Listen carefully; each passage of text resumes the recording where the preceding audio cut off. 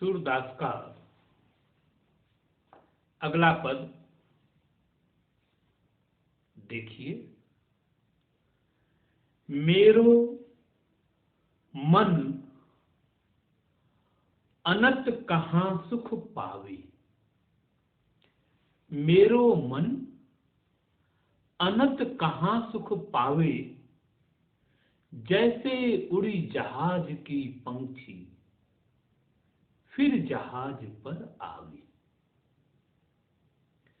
कमल नयन को छाड़ी महात्म,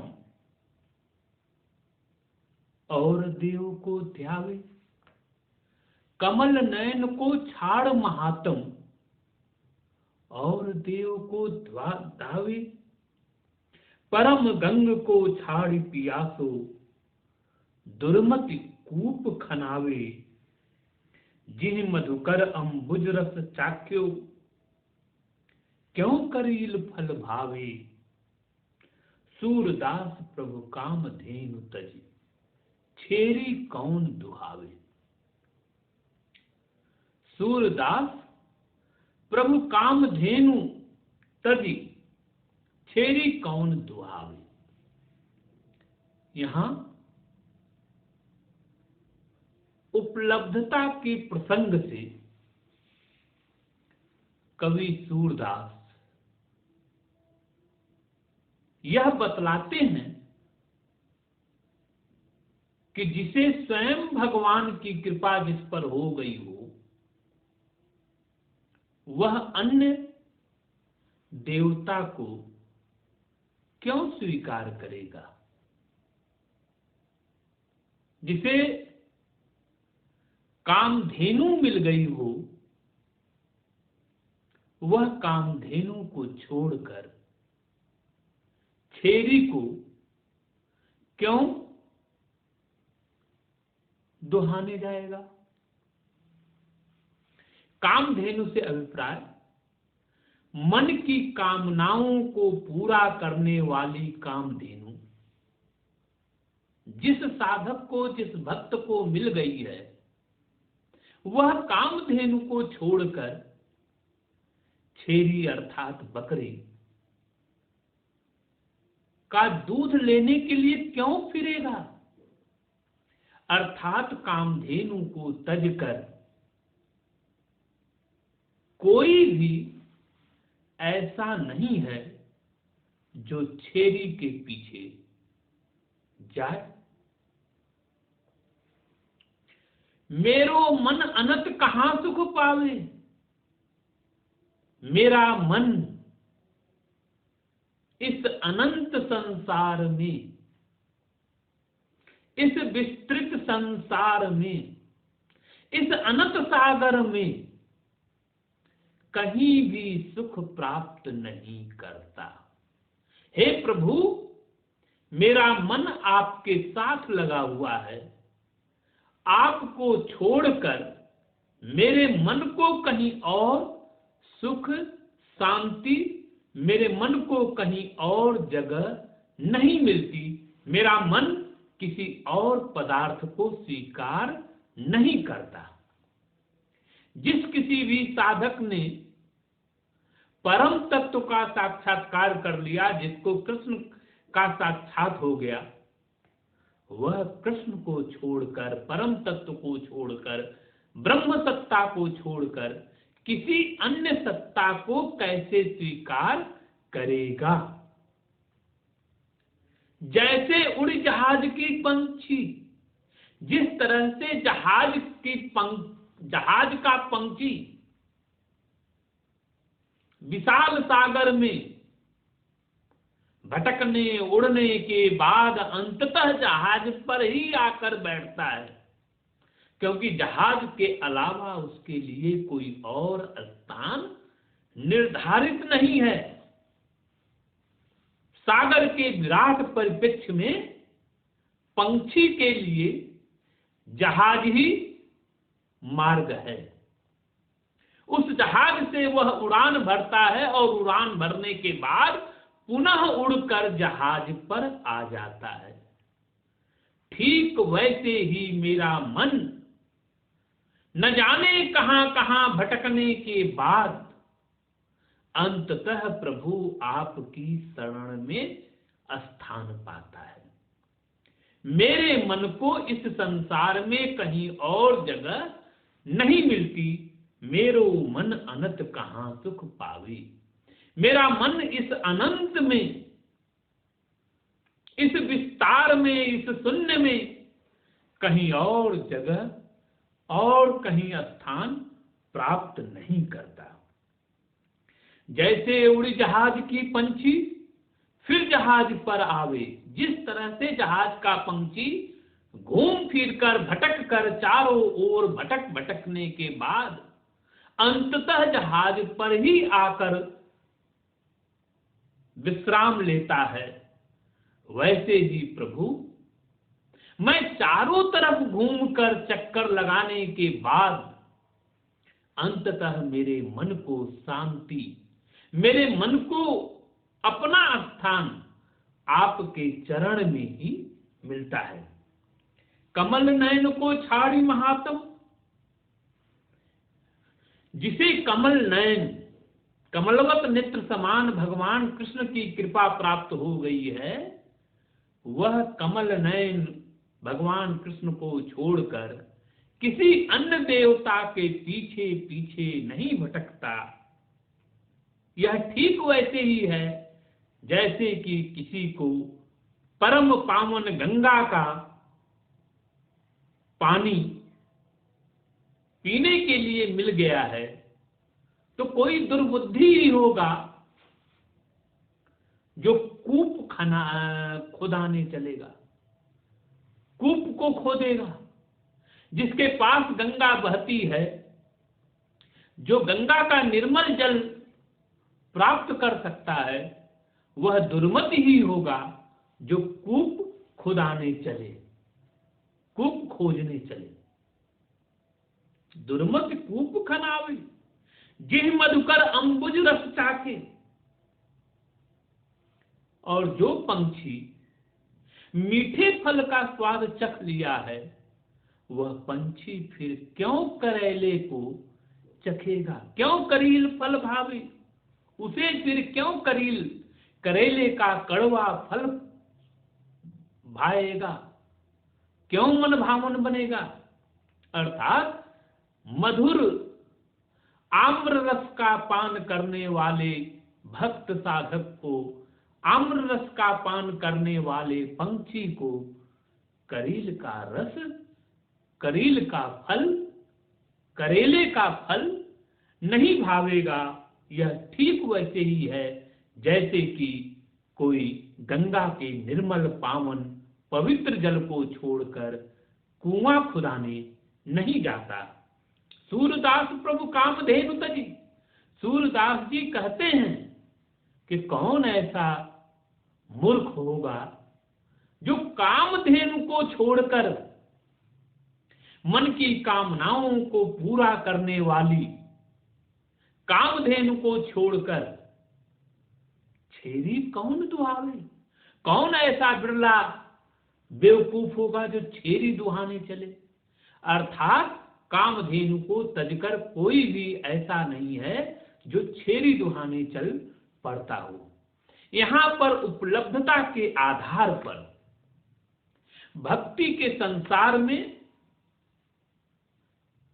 साधक के द्वारा अपने आराध्य की प्राप्ति को मगन होकर गाया गया है। मेरो मन अनंत कहां सुख पावे, मेरा मन इस अनंत विस्तार में कहीं और सुख प्राप्त नहीं करता। मेरा मन तो भगवान श्री कृष्ण के चरणों में स्थान पाने पर ही सुख की उपलब्धि प्राप्त करता है। जैसे उड़ी जहाज की पंछी फिर जहाज पर आवे, जिस तरह से जहाज का पंछी चाहे जितना उड़ान भर ले, चाहे जितना भटक ले, अंततः उसे जहाज पर ही जगह मिलती है, जहाज पर ही आना होता है।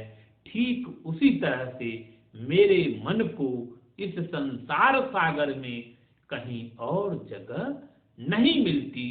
उपलब्धता के आधार पर सूरदास ने भक्त के लिए, साधक के लिए, उसकी निर्मल भक्ति के लिए यह कहना आवश्यक समझा कि जिस साधक को, जिस भक्त को भगवान श्री कृष्ण की कृपा प्राप्त हो गई है और जिसने भी कमल नयन कृष्ण का दर्शन कर लिया है, वह कुछ और देवता, कुछ और दर्शन करने के लिए नहीं चलता, अर्थात वह कृष्ण के भक्ति में रमा रहता है।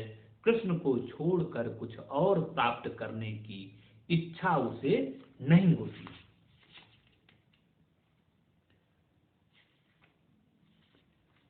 अगला पद बाल लीला का है। किलकत कान घुटरवन आवत।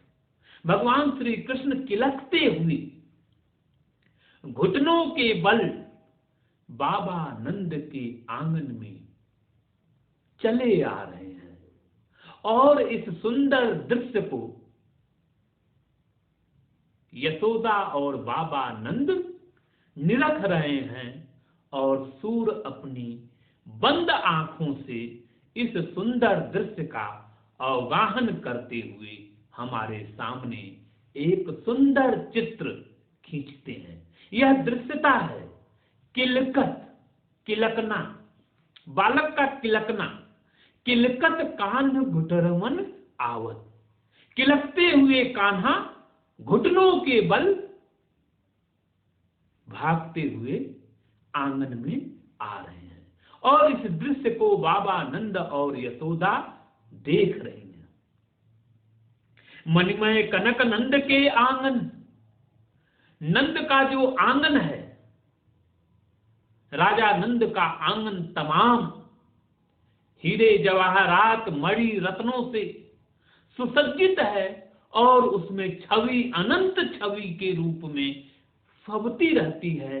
ऐसे में भगवान श्री कृष्ण को, बाल कृष्ण को अपनी ही छवि अनंत रूपों में दिखलाई देती है और बार बार भगवान श्री कृष्ण बालक रूप में अपनी ही छवि को पकड़ने के लिए आंगन में इधर से उधर धावते रहते हैं, दौड़ते रहते हैं, पकड़ने को उत्सुक होते रहते हैं।